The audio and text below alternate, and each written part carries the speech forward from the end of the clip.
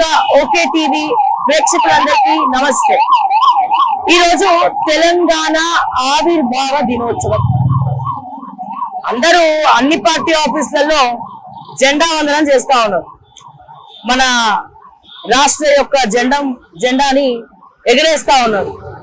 కానీ తెలంగాణ ఆవిర్భావ దినోత్సవం సందర్భంగా, ప్రత్యేక రాష్ట్రం తెచ్చుకున్నటువంటి సందర్భంగా మన తెలంగాణ యొక్క పరువును ప్రపంచ స్థాయిలో ఎప్పుడో ఎగరేసినారు.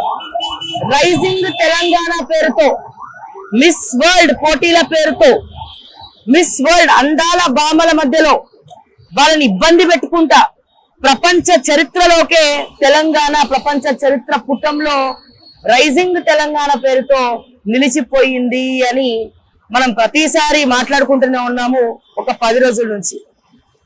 మరి తెలంగాణ పరువు ఎట్లా తీస్తారు? అట్లాగే కాంగ్రెస్ ప్రభుత్వం మిస్ ఇంగ్లాండ్ మ్యాగీ చేసినటువంటి ఆరోపణల పైన నిజ నిర్ధారణ కమిటీ వేసింది. ఆ కమిటీలో కొంతమంది దొంగలు కూడా ఉన్నారు లేండి, అది వేరే విషయము. మరి ఆ కమిటీ ఎంతవరకు వచ్చింది? ఆ కమిటీ రిపోర్ట్ ఎవరికి ఇచ్చింది?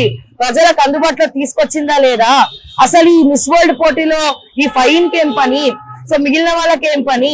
అసలు ఎటువంటి యాక్షన్ తీసుకున్నారు? ఇప్పటి వరకు తెలంగాణ ముఖ్యమంత్రి అసలు ప్రెస్ మీటే పెట్టలేదు ఇంత పెద్ద సబ్జెక్ట్ మీద.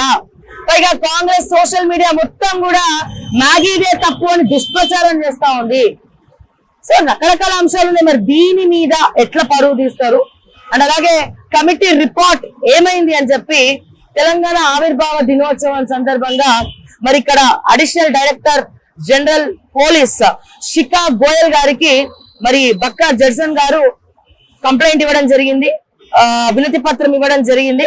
మరి ఆయన ఎందుకు ఇవ్వాల్సి వచ్చింది? ఎవరికీ లేని బాధ ఆయనకెందుకు? సో ఇవన్నీ విషయాలు కూడా ఒక్కసారి మనం ఆయన మాటలోనే అడిగి తెలుసుకుందాం. సార్ నమస్తే అండి. లాస్ట్ డైలాగ్ మీరు ఆల్రెడీ వినే ఉంటారు. ఎవరికి లేని బాధ అసలు మీకు ఎందుకు సార్? ఈ వినతి పత్రాలు ఎందుకు?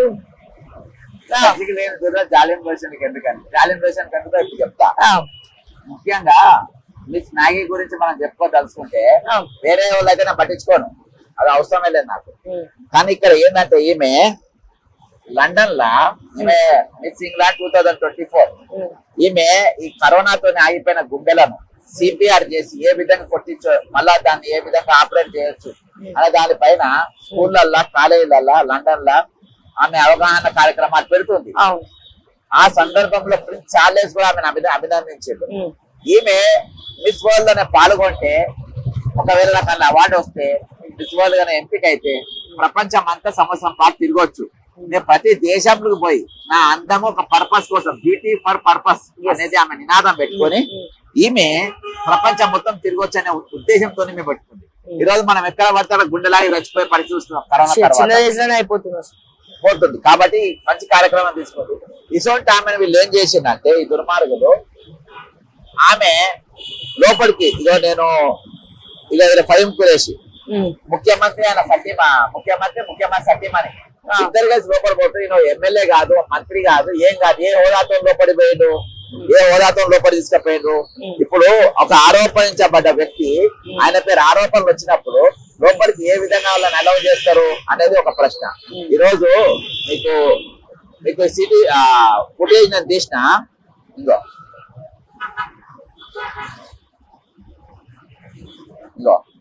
లోపలికి ఏ విధంగా తీసుకుపోతుందో అంటే ముఖ్యమంత్రి ఏ విధంగా లోపలి పోయి వదిలేసి ఇష్టం వచ్చినా తిరుగుమన్నా. ఇవాళ నా కంప్లైంట్ లో ఏంటంటే, నేను అడిగింది ఏంటంటే ఒకటే, ఈ రోజు మీరు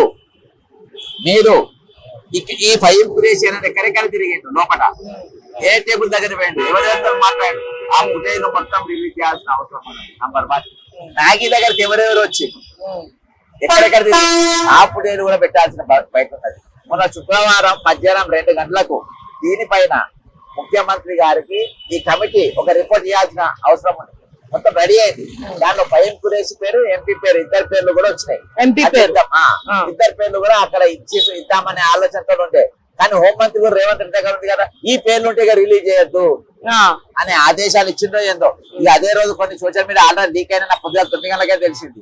లీక్లు అయినాయి అన్ని సోషల్ మీడియాలు వస్తే, ఈ పెద్ద మనిషి పోయి ఫైమ్ కురేసి అనేటోడు పోయి నా పరువును, నా ప్రతిష్టను, నా క్రెడిబిలిటీని ఈ రోజు చావు దెబ్బ కొట్టే విధంగా ఈ రోజు వీళ్ళు వ్యవహరించారు. వీళ్ళు పోయి నా మీద ఏది ఈ సోషల్ మీడియా పైన రాజనగర్ పోలీస్ ఫిర్యాదు చేసి నేను కూడా ఇప్పుడు శ్రీకాకుళం గారు ఫిర్యాదు చేసిన. అసలు వీళ్ళు ఎట్లా పోయిండు లోపలికి, క్యాండిడేట్ ఎట్లా పోయిండు, ఇలా పోయిందా? మళ్ళీ తిరుపతి రెడ్డి సీఎం తమ్ముడు ఏ హోదాతో జూపల్లి కృష్ణారావు వేదిక మీద పిలిచిండు. ముఖ్యమంత్రి తమ్ముడు మీకు ఫుటేజ్ అన్ని ఫుటేజ్ అన్ని పంపుతా. ఇదైపోయినాక జయచంద్రన్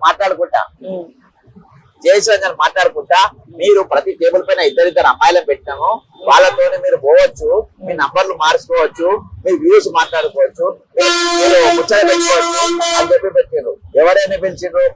క్రెడిబిలిటీ ఉన్న క్యారెక్టర్ ఉన్న ఒక నోబెల్ ప్రైజ్ గ్రహీతలనా, ఒక సామాజికవేత్తనా? ఎవరిని పిలిచినావు? వ్యాపారస్తులను పిలిచినావు, కూర్చోబెట్టినావు. వాళ్ళు ఏమి వ్యాపారస్తులు వాళ్ళతో ఏం మాట్లాడతారు? ఒక మీడియా ఓడిగా మాట్లాడతారు, ఒక పర్యావరణవేత్త ఉంటే ఒకరు మాట్లాడతారు, ఒక సబ్జెక్ట్ ఒకరు మాట్లాడతారు. వీళ్ళ దగ్గర తీసుకపోయి ఈ రోజు ఆమె పోయి అక్కడ ఏమైనా మమ్మలను ప్రాస్టిట్యూట్లను చూసినట్టు వ్యభిచారులను చూసినట్టుగా మాత్రం ట్రీట్ చేసిండ్రు అని ఆమె పోయి స్టేట్మెంట్ ఇచ్చింది. ఈ రోజు మిస్ మ్యాగీ మీద మీరు ఇచ్చారు కాదు, చూస్తే తను చాలా ఆత్మాభిమానం గల అమ్మాయి అని క్లియర్ గా తెలుస్తుంది. 100% వాల్యూస్ తో కూడినటువంటి మనిషి అని తెలుస్తుంది. ఇది ఆమె బయోడేటా, ఆమె బయోడేటా, ఆమె చేసిన పనులు చేయబోయే పనుల పైన బయోడేటా. ఇది వీళ్ళ బయోడేటా.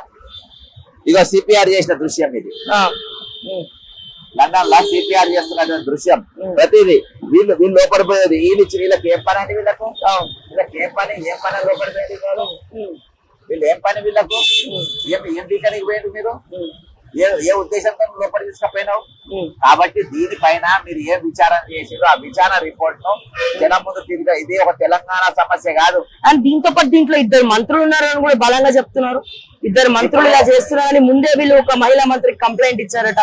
తను చూసి చూడనట్టు ఉండాలమ్మా అని చెప్పిందట. అయితే సరే, అవికి నా దగ్గర ప్రూఫ్, నా దగ్గర ఉన్న సాక్ష్యం నేను చెప్తున్నా. నా సంబంధం లేదన్నావు కదా పైన కురేసి, నువ్వు లోపలి పోయినావు. నువ్వు ఏ అర్హతతో అయినా, నువ్వు ఒక మంత్రివా, నువ్వు ఎమ్మెల్యేవా? చైర్మన్ అయితే తక్కిన 30 మంది చైర్మన్ ఉంది కదా, అంటే వాళ్ళంతా చేసి నువ్వు సూపర్ చైర్మన్ వా? నువ్వు మంత్రి స్థాయి అనేది అంటే నీ గవర్నమెంట్ ఇస్తే నువ్వు మంత్రి స్థాయి అయిపోయినావా? కాబట్టి లోపల ఏమేమి చేసిండు, ఎక్కడికి పోయిండు? ఎందుకని నా బ్యాక్గ్రౌండ్ చూస్తే ఎవరిని అడిగినా చెప్తారు ఈయన బ్యాక్గ్రౌండ్ ఏందనేది. ఏది నిజాం సర్కారు వారసుడు లెక్క, అర్థమైందా? వారసత్వం వచ్చినాయి, ఎన్ని వచ్చినాయి. షార్ట్కట్ లో ఎంత పెద్ద లీడర్ అయ్యాడు. ముఖ్యమంత్రి పక్క నిలబడి ఎన్ని ఉద్యమాలు పాల్గొంటే ఆయన పక్కన పోయి నిలబడ్డాడు. ప్రభుత్వానికి ఎంత త్యాగాలు చేసి మన కార్తీక్ రెడ్డి దగ్గర పక్కన తిరుగుతుండే, వాళ్ళ ఇంటికాడ బయట ఉంటుండే ఎట్లా ఒకటేసారి పెరిగిండు. కార్తీక్ రెడ్డి కూడా చెప్పగలరు, ఆయన కూడా నోటి తెచ్చి చెప్తే బాగుంటది. అసలు కాకుండా ఎందుకంటే ఇది ఒక తెలంగాణ ఇష్యూ కాదు. ఇది మరి వాళ్ళు ఎందుకో చప్పుడు చేయట్లేదు. మరి మాట్లాడాలి, పాత మాటలు ఉంటాయి కదా, అర్థమైందా? ఇది ఒక రేవంత్ రెడ్డి ఇష్యూ కాదు, ఒక పైప్ కురేష్ ఇష్యూ కాదు. ఇది భారతదేశ ప్రెస్టేజ్ కు సంబంధించింది, భారతదేశ మన పేరు ప్రతిష్టలకు సంబంధించింది. రాష్ట్రాన్ని దాటి బోర్డర్కి వెళ్ళిపోయింది, అంతే కదా. మన పరువు ఈ రోజు అన్నిటికన్నా భయంకరం ఏంటంటే ఈ రోజు దేశం కోసం, ధర్మం కోసం అని చెప్తారు. బీజేపీ నాయకులు మాట్లాడరు, భారత్ మాతాకి జై అంటారు. అరే ఇక్కడ మహిళలు మన దగ్గర తీసుకొని వచ్చి మీరు నరేంద్ర మోడీ పేరే ఖరాబ్ అవుతుంది కదా. మరి కేంద్ర మంత్రి ఇద్దరు సిపాయిలు ఉంది కదా, వాళ్ళ సిపాయిలు ఎందుకు మాట్లాడతారు దీని మీద? వాళ్ళెందుకు నోటు తెరుస్తలేరు? కాబట్టి అనేకమైన ఈ రోజు వీళ్ళు ఎంత పెద్ద విఐపీలు అయిపోయినారంటే వీళ్ళ గురించి ఎవరు మాట్లాడే పరిస్థితి ఈ రోజు లేకుండా పోయింది.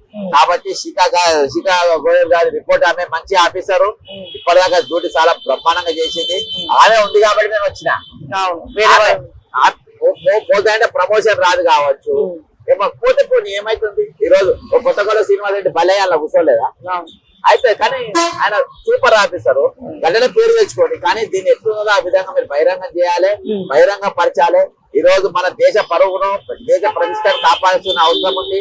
ఎవరెవరైతే ఇందులో పాల్గొన్న వాళ్ళపైన యాక్షన్ తీసుకోవాల్సిన అవసరం ఉంది.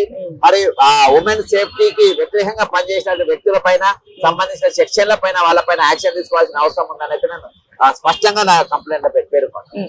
సరే, ఇంకోటి ఆల్రెడీ మీరు చెప్పారు, నా దగ్గర ప్రూఫ్స్ ఉన్న వాటి గురించి నేను మాట్లాడతా, లేని వాటి గురించి నేను మాట్లాడాలి. అయితే ఒకానొక నియోజకవర్గానికి సంబంధించి, రెడ్డి సామాజిక వర్గానికి సంబంధించిన ఒక ఎమ్మెల్యే, వాళ్ళ అన్న కూడా మంత్రి ఉన్నాడు. అయితే వేరే రాష్ట్రాలలో ఆయనకి బిజినెస్ ఉంటే ఆ బిజినెస్ మ్యాన్ చెప్పారట లైజరింగ్ చేయమని.